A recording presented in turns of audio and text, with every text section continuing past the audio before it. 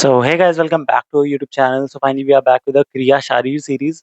इस सीरीज में हम लोगों ने पार्ट 2 स्टार्ट कर दिया था। पार्ट 2 में भी हम लोगों ने चैप्टर नंबर 1 अपना देख लिया था, चैप्टर 1। तो चैप्टर 1 में हम लोगों ने धातु के पोषण के बारे में देखा था कि कौन-कौन से न्याय होते हैं जो दिए गए हैं, कौन-कौन से सिद्धांत हैं, कौन-कौन से फिनोमेना हैं जिनकी मदद से धातुओं का आगे पोषण होता है। मीन्स जो हमारे बॉडी के अंदर 7 धातु होती हैं, वो आगे चल के कैसे-कैसे नेक्स्ट धातु में बनती हैं। जैसे रस से रक्त, रक्त से मांस, इसी तरीके से आगे किस-किस तरीके से बनती हैं। इस चैप्टर में हम लोग उन्हीं धातुओं के बारे में पढ़ने वाले हैं। जैसे जैसे चैप्टर हमारे आगे बढ़ेंगे वैसे-वैसे एक-एक धातु हम लोग डिटेल में पढ़ते चलेंगे। आज हम लोगों का चैप्टर रस धातु है। इसमें हम लोग रस धातु के बारे में पढ़ेंगे कि रस धातु में कौन-कौन सी ऐसी चीज़ें हैं, कौन-कौन सी ऐसे पोषण तत्व हैं जो हमारे बॉडी को अच्छे से रखते हैं और किस तरीके से आहार जो हम लोग खाते हैं उससे रस धातु का फॉर्मेशन होता है, रस धातु से हमारा रक्त बनता है। इस तरीके से मतलब जो आगे बढ़ते रहते हैं, उनके बारे में हम लोग देखेंगे। इसमें रस धातु को डिटेल में देखेंगे और मतलब जो भी गुण हैं इसके, कर्म हैं, इसके क्षय से क्या होता है, इसकी वृद्धि से क्या होता है, इसका प्रमाण क्या होता है, इन सारी चीज़ों के बारे में हम लोग इस चैप्टर में पढ़ने वाले हैं। मेनली आगे के चैप्टर्स एक तरीके से ही चलेंगे। जैसे हम लोग अगर रस धातु की बात करें तो इसमें हम लोग जैसे-जैसे चीज़ें देखेंगे, इसके कर्म में गुण, उसके बाद प्रमाण, इसी तरीके से आगे भी हम लोग यही करेंगे। रक्त का भी ऐसे ही गुण, कर्म, प्रमाण, क्षय, वृद्धि, ये सारी चीज़ों के बारे में हम लोग डिटेल में बात करेंगे, एक-एक धातु को पकड़ के। आज हम लोग रस धातु के बारे में बात करने वाले हैं। इसमें बहुत सारी चीज़ें इम्पोर्टेंट हैं, जो चीज़ हम मार्क कर रहे हैं, वो चीज़ें आपके लिए इम्पोर्टेंट हैं। उसके अलावा आप एक बार रीडिंग मार सकते हैं जस्ट फॉर योर नॉलेज। उसके अलावा कुछ भी ऐसे आपके एग्ज़ाम पॉइंट ऑफ व्यू से ज़रूरत नहीं है। तो चलिए स्टार्ट करते हैं, रस धातु। तो रस धातु में सबसे पहले जो बात करते हैं कि इसकी निष्पत्ति कैसे हुई है। तो रस शब्द की निष्पत्ति रस धातु में अच प्रत्यय लगाने से होती है। सिंपल, ये निष्पत्ति हो गई। फिर इसकी निरुक्ति की बात करें तो सुश्रुत ने रसगतो धातु आहार गच्छति त्यो रसः बोला है। इसका मतलब क्या होता है, जो निरंतर गतिशील रहता है उसे रस कहते हैं। यह रस शरीर में भ्रमण करते हुए ततत धातु को रूप में परिणित होकर उनको पोषण प्रदान करता है। मीन्स इसका सिंपल यही मतलब है। जैसे हम लोग ने आहार की बात करी तो आहार से जो पहला धातु का फॉर्मेशन हो रहा है वो रस का हो रहा है। अब रस मॉडर्न में अगर हम लोग देखें तो प्लाज्मा या फिर लिम्फ को बोलते हैं हम लोग, लिम्फ। तो यही जो होती है वो बॉडी में सर्कुलेट करती है और आगे चल के ये पोषण प्रदान करता है, मतलब ये अच्छे से न्यूट्रिएंट प्रोवाइड करता है बाकी धातुओं के फॉर्मेशन के लिए। तो यहीं पे यहाँ पे यही चीज़ बोली गई है। फिर उसके बाद सुश्रुत बोलते हैं कि जो पंच भौतिक, चतुर्विध, षड्रस युक्त, 2 तरीके के वीर्य या फिर अष्टविध वीर्य तथा अनेक गुणों से युक्त जो हम लोग आहार रस खाते हैं। आहार रस हम लोगों ने पढ़ा था आहार चैप्टर में। तो उसमें आहार जो होता है वो पंच महाभूत से बना होता है। हमारी बॉडी भी पंच महाभूत से बनी होती है, इसीलिए हमारी बॉडी जीवित रह पाती है, क्योंकि हम लोग आहार उसको देते हैं, हम लोग आहार खाते हैं जिसकी वजह से उसका पोषण होता है, उससे जो उसका आगे चल के परिणाम होता है जिसकी वजह से उससे पोषण हम लोग को मिलते हैं और जो बॉडी के 7 धातुएँ हैं उनको अ, आगे चल के पोषण मिलता है, वो आगे-आगे बनती रहती हैं। वही बता रहे हैं कि जो पंचभौतिक आहार होता है जिसमें 4 तरीके का जो आहार होता है, कौन-कौन सा होता है आपको पिछले चैप्टर्स में बताया था, एक बार रिकॉल कर लीजिए। षड्रस युक्त मतलब 6 रस जो होते हैं, मधुर, अम्ल, लवण, कटु, तिक्त, कषाय। तो उन षड्रस युक्त और द्विविध वीर, देखो 2 तरीके के वीर होते हैं या फिर अष्टविध वीर होते हैं। ये भी आगे आप लोग पढ़ेंगे, तो उसका लोड मत लीजिए। द्विविध वीर मतलब गुरु और लघु हो गया या फिर शीत और उष्ण हो गया। तो इस तरीके से अलग-अलग तरीके के वीर आते हैं, जो आप लोग वीर चैप्टर में पढ़ेंगे। अभी पदार्थ विज्ञान में पढ़ेंगे। उसके अलावा आप रचना शारीर में भी पढ़ेंगे। तो ऐसा कोई लोड लेने की ज़रूरत नहीं है। और पदार्थ विज्ञान की चीज़ें मैंने बना रखी हैं, तो एक बार जाके वो पूरी प्लेलिस्ट देखिए, उसमें हर एक चीज़ को डिटेल में बताया है। कोई भी ऐसा टॉपिक नहीं है पदार्थ विज्ञान में जो उस प्लेलिस्ट से बाहर आ जाए। वो प्लेलिस्ट आपको एग्ज़ाम्स में टॉप कराने से नहीं रोक सकती। कोई भी ऐसा उसमें कॉन्सेप्ट नहीं छूटा है जो हमने डिस्कस ना किया हो या फिर मैंने ना बताया हो। तो एक बार पूरी प्लेलिस्ट जाके देखिए, उसके बाद कुछ ना समझ में आया है, तो बताइए। बट ऐसा होगा नहीं कि अगर आपने पूरी प्लेलिस्ट अच्छे तरीके से देखी है, तो कोई ऐसा टॉपिक रह जाएगा, जो आपके एग्ज़ाम्स में आ जाए या फिर कोई ऐसा टॉपिक जो आपको समझ में ना आए। बाकी यहाँ ये लिखा होगा कि जो आहार होता है, उसका जो सम्यक रूप से सम्यक मतलब अच्छे तरीके से पाचन उपरांत, पाचन के बाद जो तेजभूत सार बनता है, मतलब इसमें क्या होता है फायर, उसे रस बोल रहे हैं। ठीक। फिर उसके बाद यहाँ बहुत ज़्यादा इम्पोर्टेंट वाली चीज़ नहीं है, बस ये एक डेफ़िनेशन थी अ, उसके बारे में रस की, तो यहाँ पे हम लोगों ने देखी। फिर उसके बाद रस धातु की उत्पत्ति होती कैसे है, मतलब हम लोगों ने खाना खाया लेकिन उससे कैसे, मतलब खाने से रस कैसे उत्पन्न हो गया, हमें समझ नहीं आया। तो वहाँ यहाँ पे ये लिखते हैं कि जठराग्नि जो होती है, हमारी जो डाइजेस्टिव फायर होती है, उससे जो आहार जो होता है वो पचता है। हम लोग ने खाया, हमारे अंदर जो डाइजेस्टिव फायर है, जिसको मॉडर्न टर्म्स में हम लोग एचसीएल भी बोलते हैं, जो स्टमक के एंजाइम्स और हाइड्रोक्लोरिक एसिड होता है, वो उसपे एक्ट करता है और आहार को आहार रस में कन्वर्ट करता है। फिर वह रसवा स्रोतस में पहुँचती है। स्रोतस क्या होता है? ये छोटे-छोटे चैनल्स होते हैं जो पूरे बॉडी में फैले होते हैं। हर धातु के अलग-अलग तरीके से स्रोतस होते हैं। जैसे रस का रसवह स्रोतस, रक्त का रक्तवह स्रोतस। इसी तरीके से स्रोतसों के बारे में हम लोग आगे पढ़ेंगे कि चरक ने कितने बोले हैं, सुश्रुत ने कितने बोले हैं, तो वो आप आगे पढ़ेंगे। यहाँ पे बस इतना जानिए कि स्रोतस क्या होता है? ये छोटे-छोटे चैनल्स होते हैं, ट्यूब होते हैं जिनके थ्रू कोई भी चीज़ फ्लो करती है। आगे आप लोग पढ़ेंगे, ठीक है? तब वहाँ उपस्थित रसाग्नि, वहाँ पे जो रसाग्नि होती है, अभी हम लोगों ने पहला देखा जठराग्नि, तो जठराग्नि क्या थी? मेन अपनी अग्नि थी जिसने आहार रस का पाचन किया। अब यहाँ पे रसवा स्रोतस में पहुँच गया, आहार रस बन गया और रसवा स्रोतस में पहुँच गया। अब यहाँ पे रसाग्नि कार्य कर रही है उसमें, ठीक है? रसाग्नि कार्य कर आहार रस का पाक करती है। अब इस पाक से परिणाम स्वरूप सार भाग या प्रसाद भाग बोलते हैं, या फिर तथा किट्ट भाग या मल भाग बोलते हैं। अब यहाँ पे ये जो फ्लो चार्ट बना हुआ है, इससे चीज़ें और ईज़िली समझ में आ रही हैं। ये जो आहार रस होता है, वो रसाग्नि क्रिया हुई इसमें, फिर वह सार भाग और किट्ट भाग में परिवर्तित हो गया। सार भाग जो अच्छा वाला पार्ट है और किट्ट भाग जो बेकार वाला पार्ट है, जिसको हम लोग मल भी कहते हैं, वो होता है कफ। आहार रस का मल जो होता है वो कफ होता है। आप कहेंगे कफ तो दोष था, यहाँ पे मल कैसे बन गया? तो वो अलग कॉन्सेप्ट है, उन दोनों चीज़ों को मत मिलाइए।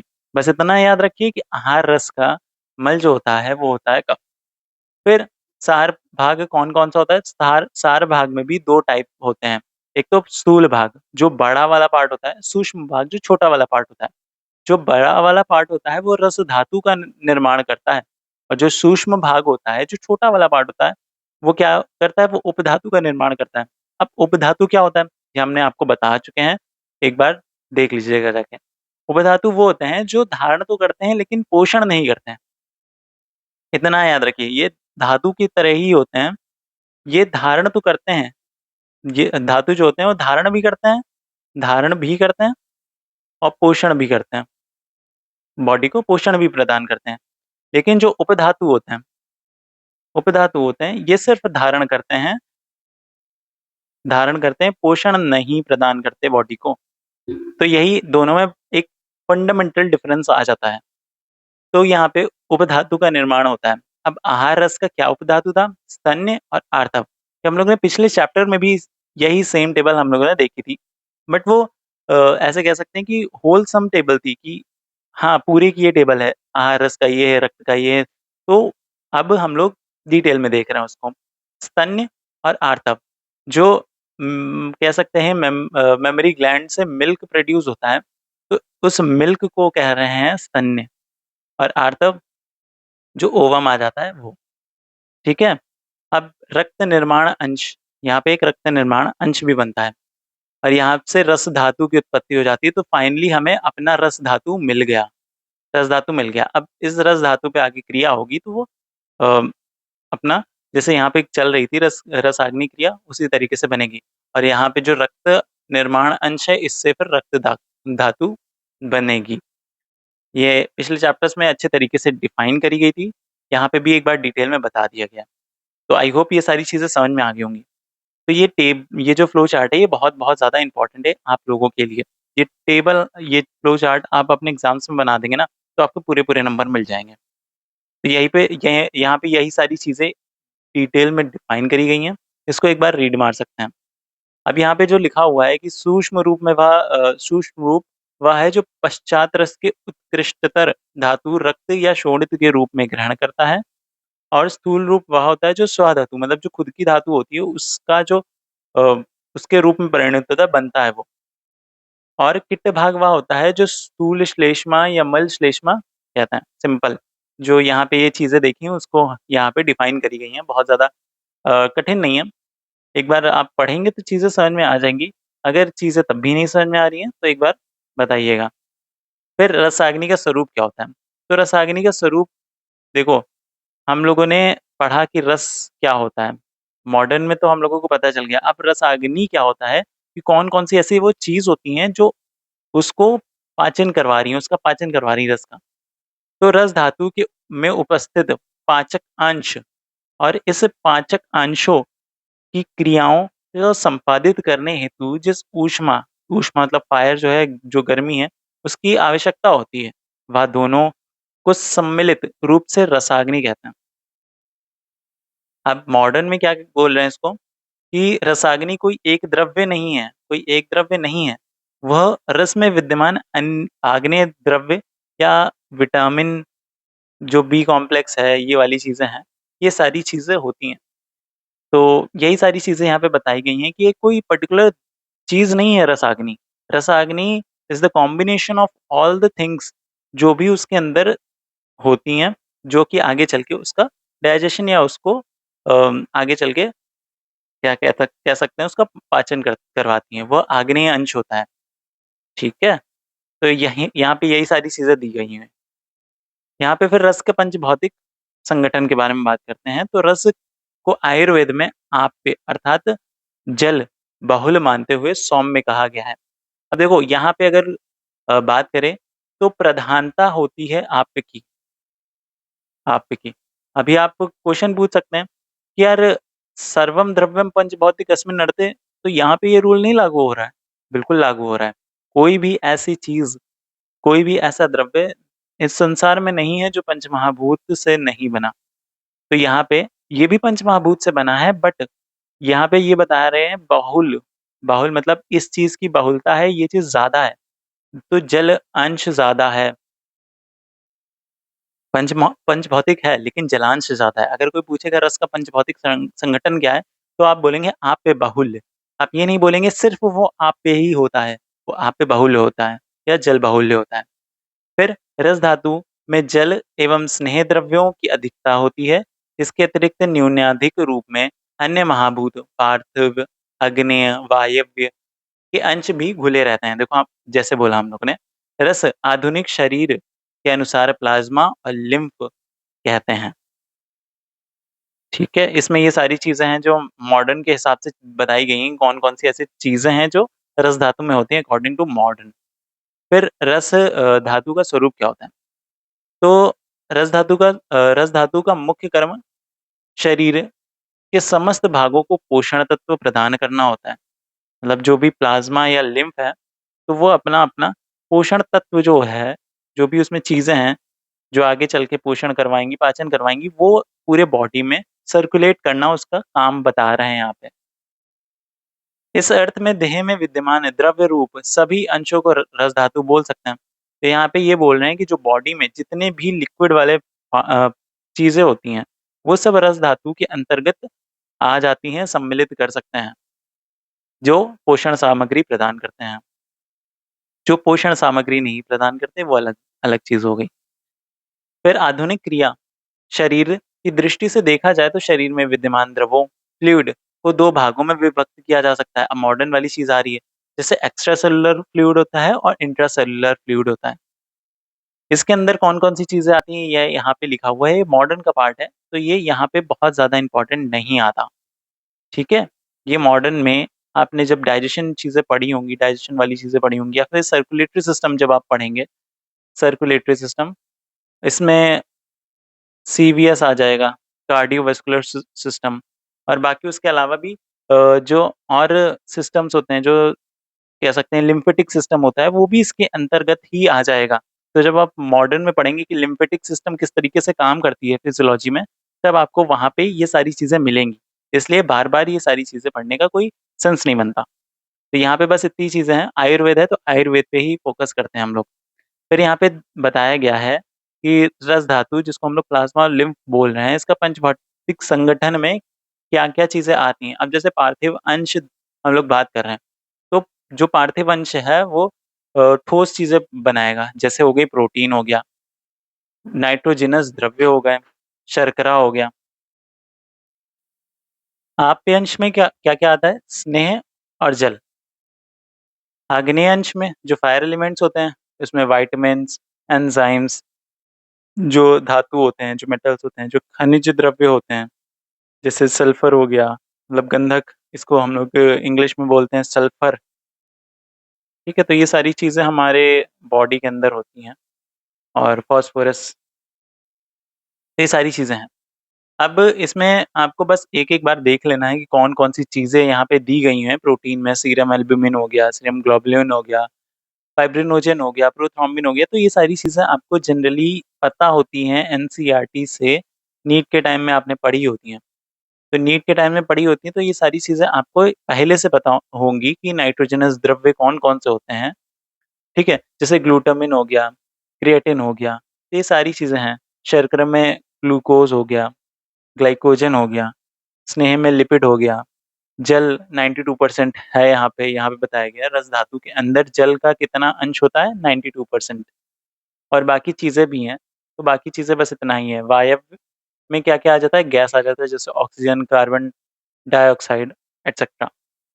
तो ये वाला चार्ट आपके लिए इम्पोर्टेंट है for your university exam point of view, कि ये अगर आपने एग्ज़ाम में बना दिया इस तरीके से, तो आपका बहुत ज़्यादा बाकियों से आगे निकल जाएँगे, अच्छे नंबर मिलेंगे।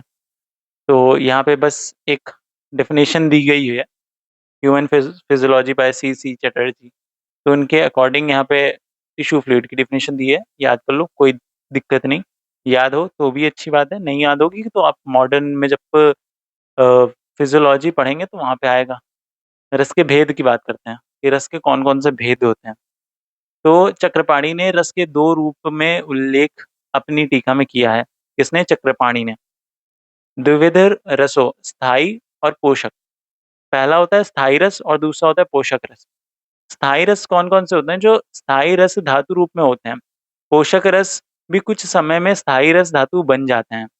एक यह एक स्थान पर स्थिर होने के कारण स्थायी रस कहलाता है। मतलब एक ही पोज़ीशन पे यह रुके हुए हैं, इसलिए हम लोग इसको स्थायी रस बोल रहे हैं।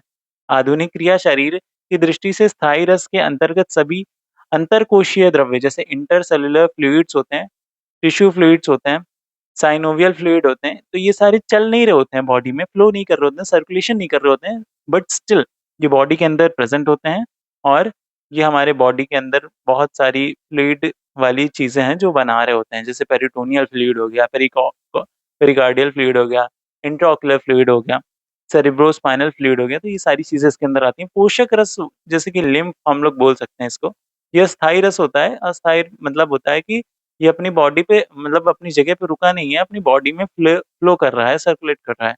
यह धमनियों और रसायनियों, लिम्फ वेसल्स में बहने वाला तरल द्रव्य है, जो शरीर के प्रत्येक धातु कोशों में पहुँचकर उनके पोषक अंश को प्रदान करता है। अब जैसे रस है, तो रस स्थायी हो गया, पोषक हो गया। स्थायी के अंदर ये सारी चीज़ें आ गई, और पोषक के अंदर प्लाज़्मा और लिम्फ आ गया, जो बॉडी के अंदर सर्कुलेट करते हैं। अब इसके स्थान देखते हैं, स्थान कौन-कौन से हैं? तो तस्य हृदयम स्थानम, ये सुश्रुत बता रहे हैं कि रस का स्थान हृदय माना गया है। वह रस हृदय की 24 धमनियाँ, देखो 24 धमनियों में 10 ऊपर, 10 नीचे, और 4 जो होते हैं वो तीर, इस तरीके से, मतलब हर डायरेक्शन में जा रहे होते हैं। तो ये बताया गया है, ये प्रविष्ट होकर संपूर्ण शरीर में जाता है, निरंतर प्रतिदिन चलता रहता है। चरक ने रसवह स्रोतस का मूल हृदय और उससे निकलने वाली 10 धमनियों को बताया है। धमनियाँ आप रचना शारीर में पढ़ेंगे डीप में, तो वहाँ पे पढ़ेंगे, यहाँ पे दिक्कत लोड लेने वाली चीज़ नहीं है। चरक क्या बता रहे हैं? रसवह स्रोतस का मूल हृदय और 10 धमनियाँ हैं। और रस का क्या स्थान है? सुश्रुत के अकॉर्डिंग हृदय। तो सुश्रुत बता रहे हैं हृदय रस का स्थान, और चरक क्या बोल रहे हैं कि रसवह स्रोतस, स्रोतस का मूल क्या है? हृदय और 10 धमनियाँ।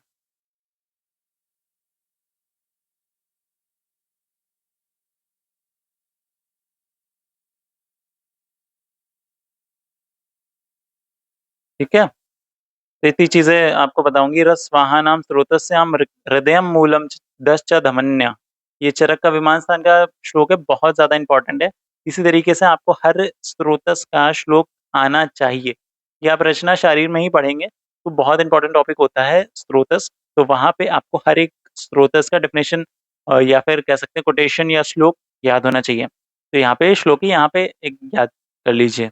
सुश्रुत क्या बता रहे हैं? रसो वह द्वय तयो मूलम हृदयम रसवाहिन्यश्च धमनया। ये मूल हृदय और 24 या 10 रसवाह धमनियां होती हैं। रस धातु के गुण और कर्म क्या होते हैं?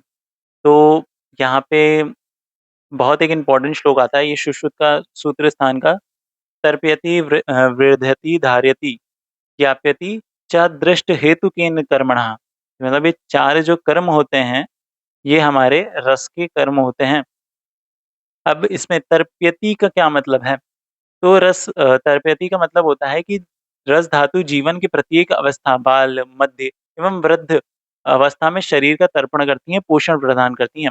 जीवन को नित्य प्रति होने वाली क्रियाओं के लिए अवश्य ऊर्जा एवं शरीर वृद्धि के लिए रस धातु का महत्वपूर्ण योगदान है। मतलब सिंपल सी बात है, जो पोषण अंश है वो कौन प्रदान कर रहा है? रस धातु प्रदान कर रहा है। इस वजह से ये तर्पण करती है हर अवस्था में, चाहे वो बाल्यावस्था हो, चाहे वो युवावस्था हो, चाहे वो वृद्धावस्था हो। इसीलिए हम लोग यहाँ पे बोल रहे हैं कि तर्पण का कार्य करती है तर्पयति। फिर यहाँ पे आता है बार्धयति। तो इसका अर्थ स्पष्ट है कि रस धातु बाल्यावस्था में शरीर का वर्धन करती है, या फिर वर्धन करती है। जीवन के प्रथम काल में अंग प्रत्यंग, जो बॉडी के ऑर्गन्स होते हैं, जो देह की धातुएं होती हैं, उन सबका वृद्धि हो रहा होता है। चाहे वो हाइट हो, चाहे वो वेट हो, हर चीज़ का वृद्धि हो रही होती है। तो उस अवस्था में सभी जो न्यूट्रिएंट्स होते हैं बॉडी के धातु और उपधातु को बनाने के लिए, वो कौन प्रदान करता है? वो रस प्रदान करता है। ठीक है? निरंतर पहुँचाती रहती है शरीर का समुचित विकास हो सके। धारयति, तो यहाँ पे बताया गया मध्य या युवावस्था में शरीर को समुचित विकास हो चुका होता है। मतलब हाँ, अच्छे तरीके से वो बन गया।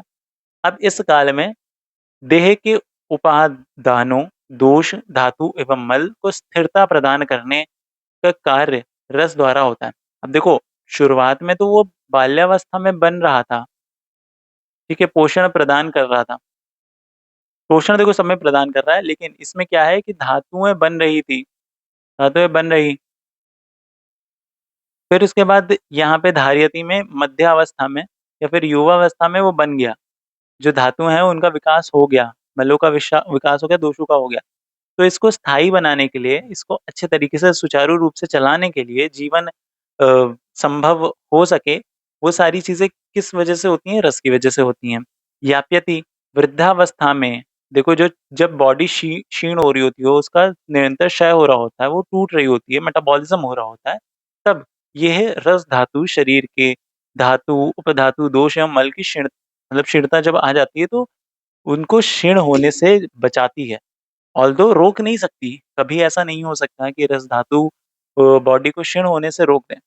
बट हाँ, कह सकते हैं कि अगर अच्छा आहार है, तो हमारी बॉडी क्षीण होने से बच सकती है। होगी, बट धीरे-धीरे होगी। अन्य कर्म क्या है? रस, यहाँ पे बताया गया, सुश्रुत ने बताया है, रस तुष्टि प्रीणम रक्त पुष्टिम च करोति। मतलब इस प्रकार आहार प्रसाद जन्य रस में रस को तुष्टि अर्थात प्रसन्नता या तर्पित करता है। ठीक है? इसके साथ ही उत्तर धातु जो रक्त है उसकी पुष्टि करता है। रस धातु का निर्माण के समय ही रस के प्रसाद सूक्ष्म अंश में उपस्थित रस निर्माण अंश की उत्पत्ति हो जाती है, जो आगे चलकर रक्त धातु के निर्माण में सहायक होता है। यहाँ पे हम लोग ने देखा नहीं था जब हम लोग ये फ्लो चार्ट पढ़ रहे थे, फ्लो चार्ट हम लोगों ने अभी ऊपर पढ़ा था ना, ये वाला। तो यहाँ पे रस रक्त निर्माण अंश बन रहा था, तो वही आगे चल के रक्त धातु को बनाने में सहायक होता है, बनाता है। तो यहाँ पे हम लोग ने वही चीज़ एक बार फिर से देख ली। फिर यहाँ पे बहुत ज़्यादा एज़ सच इम्पोर्टेंट चीज़ नहीं है। यहाँ पे चरक के अकॉर्डिंग भी बताया है कि क्या काम होता है, तो एक बार पढ़ लीजिएगा, बाकी काम यही होता है।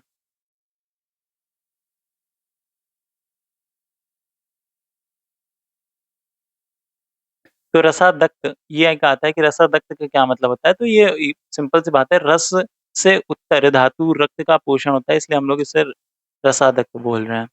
अब रस जो है, रस धातु है, अब उसमें क्षय हो गया, वो कम हो गई बॉडी में, तो कौन-कौन सी चीज़ें उत्पन्न होंगी, कौन-कौन से लक्षण हमारे शरीर में उत्पन्न होंगे, तो वो यहाँ पे चरक ने बताया है सूत्र स्थान में, घट्टते सहते शब्दम नौच द्रवति शूलते हृदय ताम्यति स्वल्पचेष्टा से अपि रसयो। ये 18 प्रकार के क्षय जब आप चरक में पढ़ेंगे, तब उसमें सबसे पहला रस क्षय के बारे में हम लोग पढ़ेंगे। तो रस क्षय में यही आता है, श्लोक बहुत ज़्यादा इम्पोर्टेंट है, आप याद कर लीजिए, आगे आपको ईज़ी होगा, बाकी आपकी मर्ज़ी है। तो यहाँ पे बता रहे हैं कि क्या-क्या होता है, सिंपल सी बात है, सबसे पहले क्या होता है कि जब क्षय हो जाता है तो अल्पचेष्टा मतलब बहुत काम करने का मन नहीं कर रहा होता है, ऐसा लग रहा होता है करने से भी हृदय को कोई हिला रहा हो ऐसा अनुभव होता है। ऐसा लग रहा होता है कि हृदय हिल रहा है। उच्च स्वर के प्रति असहिष्णुता होती है। असहिष्णुता मतलब कि मतलब कोई बहुत तेज बोल रहा है ना, तो वो सह नहीं पा रहे हैं। हृदय में धक-धक पाल्पिटेशन होता है। हृदय में खिंचावट के समान वेदना और थकावट का अनुभव होता है, यहाँ पे ये बताया गया है। और ये सुश्रुत वाला भी इम्पोर्टेंट है। रसयो हृत पीड़ा कंप शून्यता तृष्णा च, कि मतलब हृदय में पीड़ा होती है, सर्वांग या हस्तपाद में कंप मतलब पैर हाथ में कंपन होती है, शून्यता एवं तृष्णा आदि लक्षणों का होना बताया गया है। ठीक है, तो ये 2 जो श्लोक्स हैं आपके बहुत इंपॉर्टेंट आते हैं, ये याद कर लीजिए। बहुत ज़्यादा कठिन नहीं है, 1-2 बार पढ़ेंगे, एक पेपर बनाया करिए। ऐसे करा करिए कि रो डेली का एक पेपर हो, जिसमें आप कम से कम 4 श्लोक लिखें, याद करें, और अगले दिन वो पेपर साइड में रखिए, दूसरा पेपर बनाइए, वो याद करिए। फिर उसके बाद हर हफ्ते में मतलब ऐसे निकाल लीजिए कि हाँ, हर संडे को हमें ये जो पेपर्स हैं, उनको एक बार देखना है, ठीक है? तो आपको अच्छे तरीके से याद हो जाएँगी चीज़ें। अब रस वृद्धि हो गई, जैसे रस धातु है वो बहुत ज़्यादा बन गई अपने शरीर में, तो क्या होगा? तो यहाँ पे भी श्लोक आता है सुश्रुत का, ये याद रखिएगा, छोटा-सा श्लोक है। तो सुश्रुत बताते हैं कि रस की अतिवृद्धि होने पर हृदय उत्क्लेद मतलब कि हृल्लास, वमन एवं जी मितलाना जैसी चीज़ें होती हैं। प्रसेक, लाला स्राव मतलब लार का स्राव होगा, सलाइवेशन होगा, आदि लक्षणों को उल्लेख किया है। फिर अष्टांग हृदय ने क्या बोला है कि रस की वृद्धि से कफ की वृद्धि हो जाती है। जैसे कफ की वृद्धि होती है वैसे सेम यहाँ पे रस की वृद्धि में भी बताया गया कि मंद अग्नि हो जाती है, लाला स्राव होता है, रस एक-दूसरे से बोलते हैं, आलस्य आता है, गौरवता उत्पन्न मतलब भारीपन उत्पन्न होता है, अंगों में व्हाइटनेस आ जाती है, शायद मतलब ठंडा लग रहा होता है, अंगों में शिथिलता आ जाती है मतलब ढीले-ढीले हो जाते हैं, श्वास-काश एवं अधिक निद्रा हो जाती है। ठीक है? तो यहाँ पे एक टेबल बनाई गई है, यहाँ पे एक बार बस पढ़ लीजिएगा, बाकी आपको श्लोक पे ज़्यादा ध्यान देना है। अब रस धातु का प्रमाण बहुत इम्पोर्टेंट चीज़ आती है, अब यहाँ पे लिखा हुआ है, एक स्वस्थ पुरुष में दोष धातु एवं मल के निश्चित प्रमाण होते हैं, मतलब कि हाँ, एक निश्चित प्रमाण होता है। उससे कम हो गया या उससे ज़्यादा हो गया, तो वह दिक्कत प्रदान करता है। आधुनिक आधुनिक भ्रम में ना पड़ जाए, इस हेतु रोगी का प्रत्यक्ष ना देकर सार के विभिन्न लक्षणों का मतलब वही बताया गया है कि यहाँ पे सार को देखकर ही वो करना होता है। यहाँ पे एक पेज नहीं है, यहाँ पे एक पेज नहीं है, उसकी वजह से यहाँ पे है। बट सिंपल सी बात है, रस धातु का प्रमाण यहाँ लिखा नहीं है, लिख देता हूँ, 9 अंजलि प्रमाण होता है।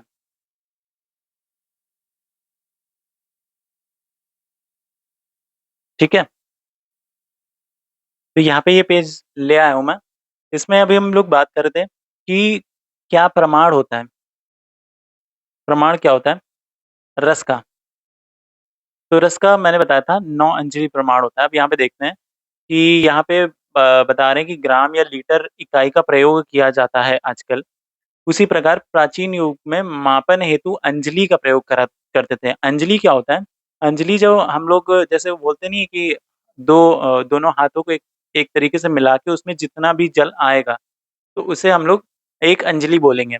इसीलिए प्राचीन आचार्यों ने दोष धातु एवं मल का परिणाम अंजलि के प्रमाण में बताया है। प्रत्येक मनुष्य के प्रत्येक प्राकृत दोष आदि का माप सर्वथा भिन्न होता है, इसलिए इसके मापन हेतु स्व अंजलि प्रमाण का निर्देश किया गया है कि मतलब जिस भी इंसान का हम लोग रस का वो कर रहे हैं कि इसके अंदर कितना रस होना चाहिए, वो उसके ही अंजलि के अकॉर्डिंग होना चाहिए। उसके हाथ अगर बड़े हैं तो उसके अंदर ज्यादा रस होना चाहिए। सिंपल सी बात है। कोई इंसान छोटा है, उसके हाथ छोटे हैं, तो उसके अंदर हमारे अंजलि में जितना रस आएगा उतना तो उसे नहीं चाहिए होगा, उसे कम चाहिए होगा। सिंपल सी बात है, वही बताया गया। दोनों हाथों की हथेली को आपस में जोड़कर जो रिक्त स्थान बनता है वह एक अंजलि कहलाता है। चरक, अष्टांग हृदय, काश्यप एवं अष्टांग संग्रह ने इस एक का प्रमाण 9 अंजलि बताया। तो मैंने सिंपल सी बात है अभी बताया था 9 अंजलि प्रमाण होता है, तो यहाँ पे 9 अंजलि प्रमाण बताया है। फिर उसके बाद एक इम्पोर्टेंट टॉपिक आता है अष्टविध सार।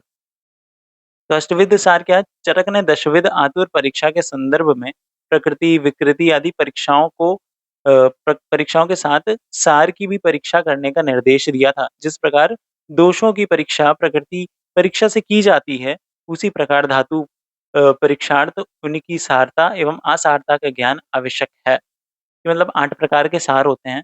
ये चरक ने जब दशविध परीक्षा बताई थी, दशविध आतुर परीक्षा, तो उसमें प्रकृति, विकृति, सार, संघनन, ठीक है? तो इस तरीके से 10 चीज़ें बताई थी जिनकी हम लोगों को परीक्षा करनी चाहिए कि अगर हम लोग किसी भी पेशेंट की परीक्षा अगर हम लोग कर रहे हैं, तो सार परीक्षा बहुत इम्पोर्टेंट आती है। ये वाइवा में भी आपसे पूछा जा सकता है, इसलिए ये आप याद रखिए कि हाँ, सार होता क्या है। तो यहाँ पे वही चीज़ बताए गए हैं। ये देखो, यहाँ पे लिखा गया है कौन-कौन से अष्टविध सार होते हैं। त्वक सार, जिसे हम लोग रस रस वाला भी बोलते हैं। फिर रक्त का आता है, मांस का आता है, मेद का आता है, अस्थि का आता है, मज्जा का आता है, शुक्र का आता है और सत्व सार मतलब मन की भी बात हम लोग कर रहे हैं। सार यहाँ पे बोल रहे हैं कि वो दी बेस्ट अवस्था की त्वक सार जैसे रस वाली चीज़ है। तो अगर रस सार पुरुष के हम लोग लक्षण बोलेंगे तो कहेंगे अगर रस दी अपने जितना होना चाहिए उतने ही क्वांटिटी में है, अपनी नॉर्मल अवस्था में है, तो उसको हम लोग बोलेंगे रसा, ना बहुत ज़्यादा, ना बहुत ज़्यादा कम। ठीक है? बाकी यहाँ पे लिखा गया है कि सभी सारों की परीक्षा सम्यक प्रकार से जानी चाहिए।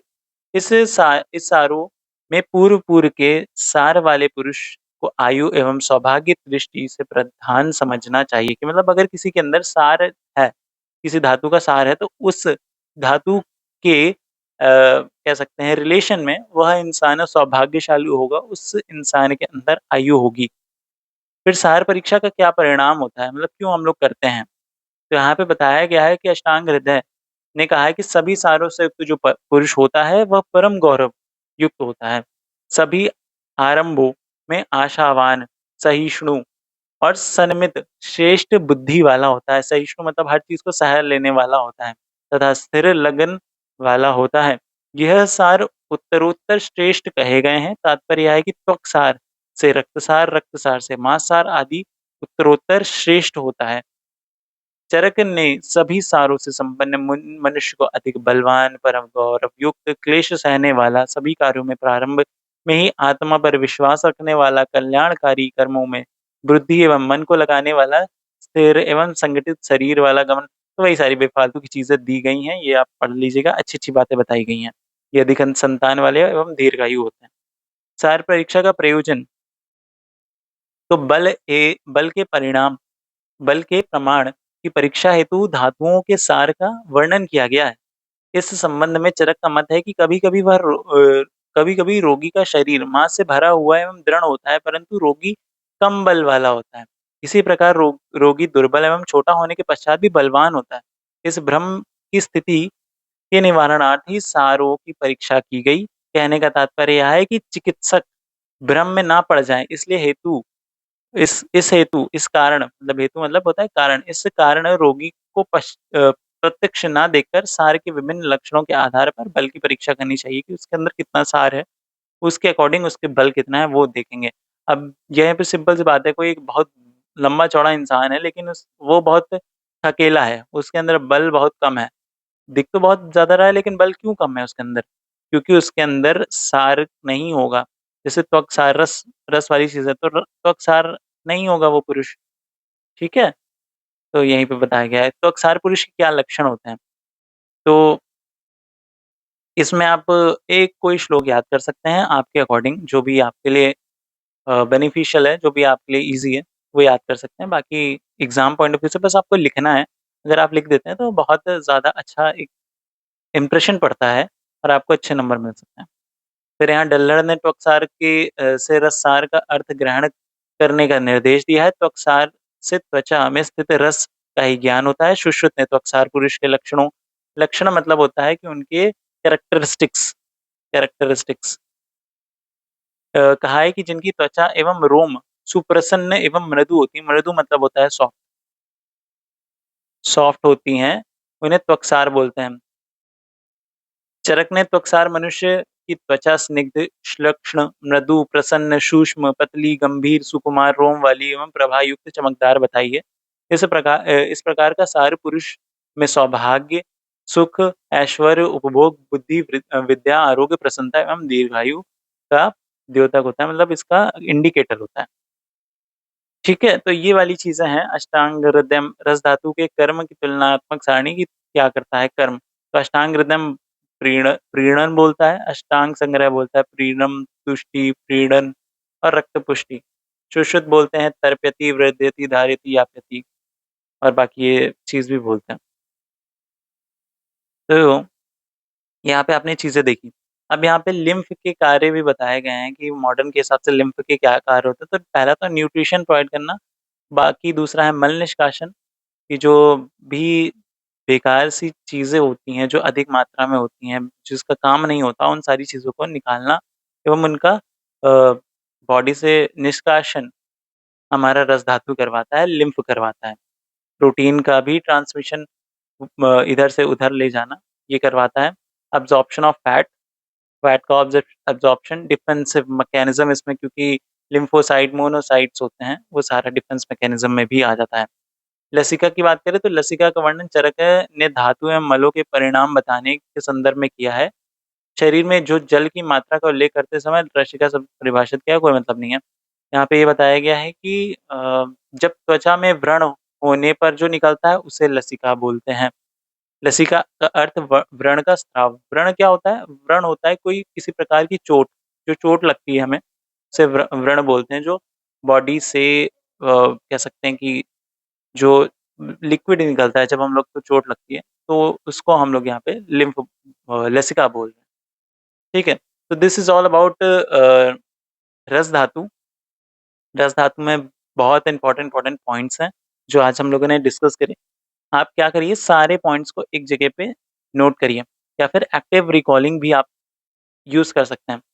एक्टिव रिकॉलिंग, कि हाँ आपने एक पन्ना पढ़ा, उसके बाद वो आप बंद कर दीजिए, फिर लिख के देखिए, अपने हिसाब से नोट्स बनाइए कि आपको कितनी चीज़ें याद हैं।